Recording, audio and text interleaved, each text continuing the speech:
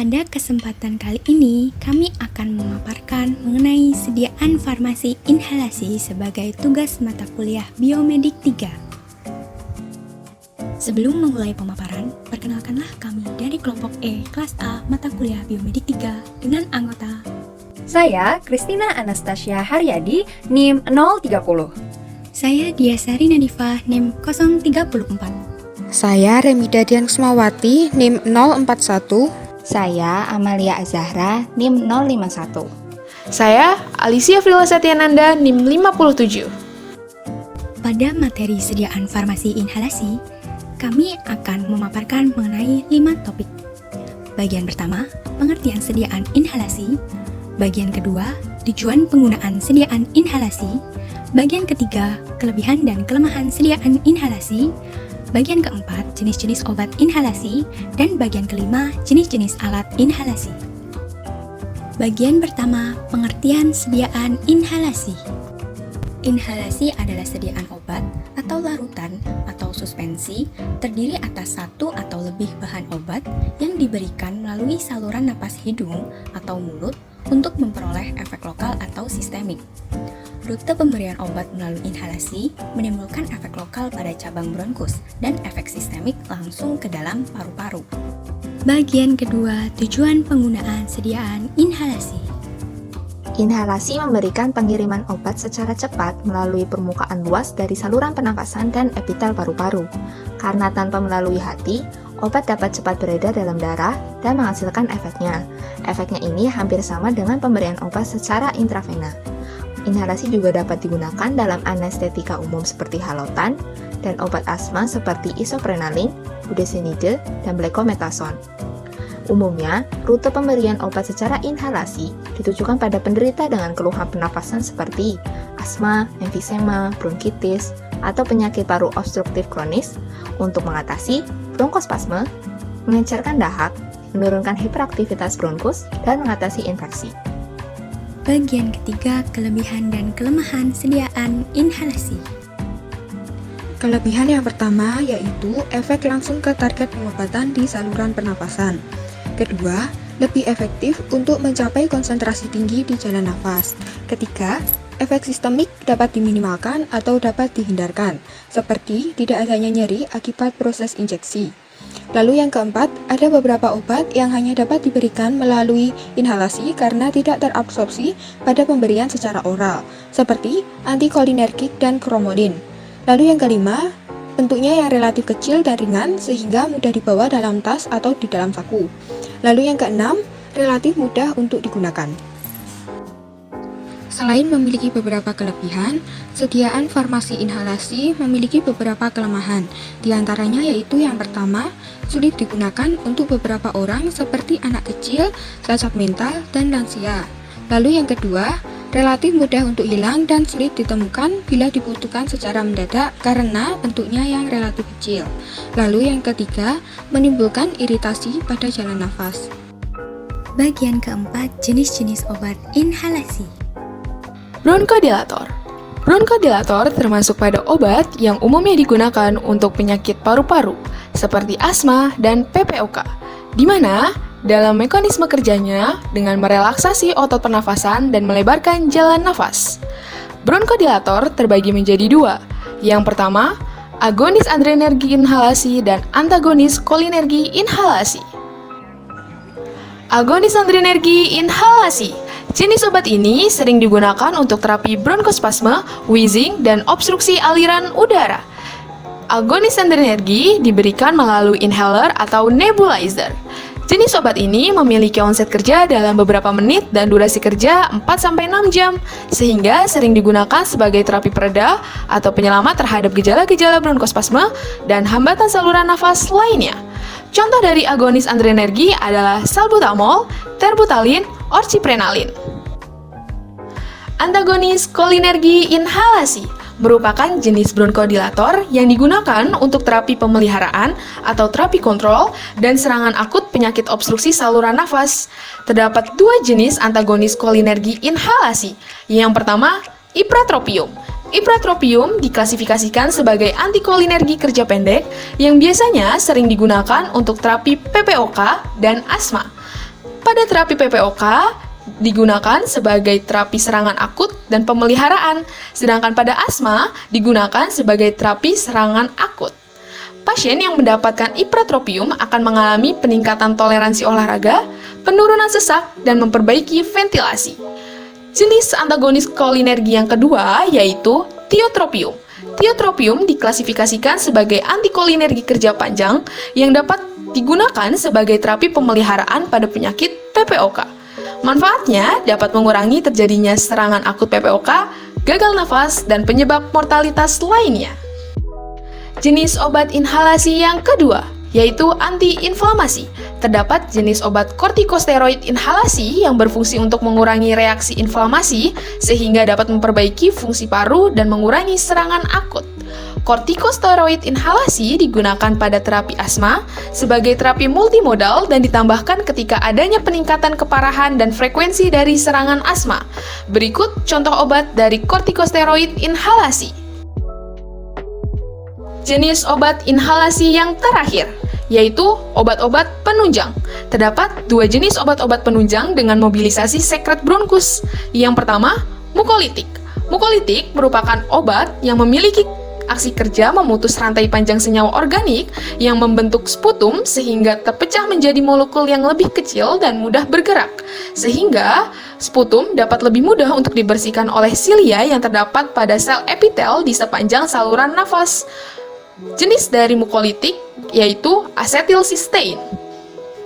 Jenis obat penunjang yang kedua yaitu proteolitik. Proteolitik merupakan obat yang digunakan untuk menghancurkan protein pada dahak yang kental melalui enzim protease. Jenis dari proteolitik yaitu tripsin dan dornase. Bagian kelima, jenis-jenis alat inhalasi. Efektivitas obat inhalasi tidak hanya tergantung pada formulasi, tapi lebih ke desain dan kemampuan pasien dalam menggunakan perangkat dengan benar. Alat medis yang digunakan untuk mengantarkan obat ke paru-paru melalui kerja pernapasan seseorang disebut inhaler. Inhaler secara umum terdiri dari 3 jenis, yaitu metered dose inhaler atau MDI, dry powder inhaler atau DPI, dan nebulizer. Yuk kita bahas satu persatu. Yang pertama ada metered dose inhaler yang merupakan inhaler tertua di pasar dan telah tersedia sejak awal 1950-an. Metered dose inhaler dirancang untuk memberikan dosis yang tepat dari obat pada saat penyemprotan. Metered dose inhaler terdiri dari tabung bertekanan yang berisi obat, surfaktan dan atau pelarut, dan propelan cair, dan ruang yang dilengkapi dengan corong, serta tutup pelindung. Tabung terbuat dari bahan inert yang mampu menahan tekanan tinggi yang diperlukan untuk menjaga agar propelan atau bahan yang mudah menguap menjadi gas dalam keadaan cair. Inhaler jenis ini dapat digunakan dengan spacer maupun tanpa spacer. Spacer dapat digunakan sebagai solusi untuk mengurangi tingkat kesalahan dalam menggunakan metered dose inhaler. Fungsi dari spacer adalah menahan aerosol pada reservoir spacer, sehingga kesulitan sinkronisasi penekanan kanister dan menghirup aerosol dapat diatasi. Penggunaan spacer juga dapat meningkatkan deposisi aerosol pada paru-paru. Metered dose inhaler memiliki beberapa keunggulan dan keterbatasan. Keunggulan metered dose inhaler diantaranya ukuran kecil, mudah dibawa, nyaman, obat langsung mencapai ke target sehingga serangan dapat diatasi dengan cepat, dan relatif tidak mahal. Sedangkan keterbatasan dari metered dose inhaler yaitu biasanya terjadi kesulitan antara koordinasi tangan dan tarikan napas, sehingga obat lebih banyak yang tertinggal di orofaring dan hanya sedikit yang mencapai saluran napas bawah. Yang kedua, ada dry powder inhaler. Dry powder inhaler adalah alat baru yang memiliki bermacam-macam bentuk sediaan. Dry powder inhaler merupakan alat inspiratory flow driven portable yang menghantarkan formulasi dry powder atau serbuk kering melalui obat inhalasi ke dalam paru-paru. Obat berupa serbuk kering tersebut bisa murni atau dicampur dengan eksipien berukuran partikel besar yang biasanya laktosa sebagai serbuk pembawa. Saat pasien menghirup melalui perangkat, obat dilepaskan, pecah, dan didorong masuk ke dalam bronkus. Volume inspirasi dan aliran udara yang dihasilkan oleh pasien merupakan faktor utama yang menentukan pemberian obat ke paru-paru. Aliran inspirasi minimum yang dibutuhkan sangat bervariasi tergantung pada perangkat. Dry powder inhaler secara umum lebih mudah digunakan dibanding method dose inhaler. Karena dry powder inhaler menggunakan dorongan napas, tidak menggunakan gas propelan seperti method dose inhaler. Dry powder inhaler juga lebih mudah dibawa dan cepat untuk digunakan. Jenis dry powder inhaler dibagi menjadi 4 macam, yaitu yang pertama, single unit capsule dose reusable, yang kedua, single unit capsule dose disposable, yang ketiga, multiple unit dose pre-matured unit replaceable set, dan yang keempat, multiple unit dose reservoir. Pada dosis tunggal dry powder inhaler, dosis diberikan dalam kapsul individu. Sebelum setiap pemberian, pasien harus memasukkan perangkat dengan satu kapsul untuk pengiriman dosis tunggal. Sedangkan dry powder inhaler unit multi, unit menggunakan dosis meteran dan dosis pabrik yang dikemas sehingga perangkat dapat menahan beberapa dosis sekaligus tanpa harus mengisi ulang. Dry powder inhaler memiliki beberapa keunggulan dan keterbatasan. Keunggulan dry powder inhaler diantaranya, yang pertama, penggunaan dry powder inhaler tidak perlu dikocok terlebih dahulu seperti method dose inhaler. Karena dry powder inhaler tidak memerlukan propelan dalam mendistribusikan obat. Yang kedua, penggunaan dry powder inhaler tidak memerlukan koordinasi bersamaan antara menekan kanister dengan menarik napas seperti method dose inhaler. Dry powder inhaler berbentuk kompak, cepat digunakan, dan tidak memerlukan koordinasi serumit method dose inhaler. Tetapi teknik inhalasi pasien tetap penting. Dan yang terakhir, tidak memerlukan spacer sebagai alat bantu. Untuk kekurangan dari dry powder inhaler diantaranya yang pertama, tidak dapat digunakan di bawah umur 5 tahun atau pasien dengan fungsi paru-paru yang lemah. Yang kedua, perlu menarik nafas dalam, karena memerlukan minimum inspiratory flow sehingga tidak tepat digunakan pada keadaan darurat. Dan yang terakhir, dry powder inhaler rentan terhadap kelembaban. Misalkan bila pasien menghembuskan nafas ke mouthpiece dry powder inhaler akan mengakibatkan agregasi serbuk dan mempengaruhi jumlah obat yang terlepas dari dry powder inhaler. Yang ketiga, ada nebulizer. Nebulizer dapat menghasilkan partikel aerosol berukuran 1-5 mikron. Teknik inhalasi ini tidak memerlukan koordinasi antara inhalasi pasien dan aktuasi alat, sehingga sangat cocok pemakaiannya pada pasien pediatri, tua, pasien tidak sadar, atau yang tidak bisa menggunakan teknik inhalasi dengan method dose inhaler atau dry powder inhaler. Nebulizer memiliki kemampuan menghantarkan dosis obat yang lebih besar dibandingkan dengan perangkat aerosol lainnya. Namun, perlu waktu pemberian obat yang lebih lama. Secara umum, dikenal dua macam nebulizer, yaitu jet nebulizer dan ultrasonic nebulizer. Perbedaan keduanya terdapat pada kekuatan yang digunakan untuk membentuk aerosol dari larutan cair. Nebulizer jet dioperasikan dengan udara atau oksigen bertekanan untuk aerosolisasi obat cair. Sedangkan ultrasonic nebulizer mengubah energi listrik menjadi getaran frekuensi tinggi dengan menggunakan transducer yang kemudian getaran ini dipindahkan ke permukaan larutan dan menciptakan gelombang berdiri yang menghasilkan aerosol. Proporsi larutan nebulizer yang mencapai paru-paru tergantung dari tipe nebulizer. Dan walaupun dapat mencapai hingga 30%, namun lebih sering sekitar 10% atau kadang di bawah 10%. Sisa larutan tertinggal di dalam nebulizer sebagai volume residual atau menempel pada bagian mulut.